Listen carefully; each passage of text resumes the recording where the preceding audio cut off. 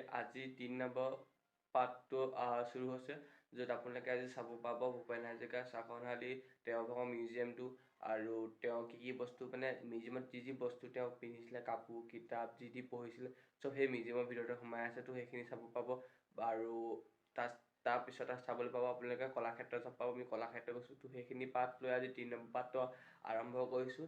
তো দেৰি নকৰি তো ভিডিঅ'টো আৰম্ভ কৰিছোঁ আৰু যদি 1 নম্বৰ 2 নম্বৰ পাৰ্ট যদি এতিয়ালৈকে চোৱা নাই তো প্ৰথমবাৰ চাব, তেতিয়া ভালকৈ এইটো হেৰিটো কাহিনীটো মানে বুজি পাব। তো সেইখিনি তো যদি না চাওঁ তো তলত মই লিংকত দি থৈ আছে, তো প্ৰথমৰ পৰা 1 নম্বৰ পৰা চাই ল'ব। তো সেইখিনি কথা বেছি আৰু কথা নকওঁ, তো ফাইনেলি আজি চাই লওক। আৰু আজি ৰাস আছে, তো চাওঁ আজি ৰাস চাবলৈ যাব পাৰোঁ আমি। তো ৰাসৰ ভিডিঅ' নেক্সট ভিডিঅ'ত ৰাস আহিব চাগে।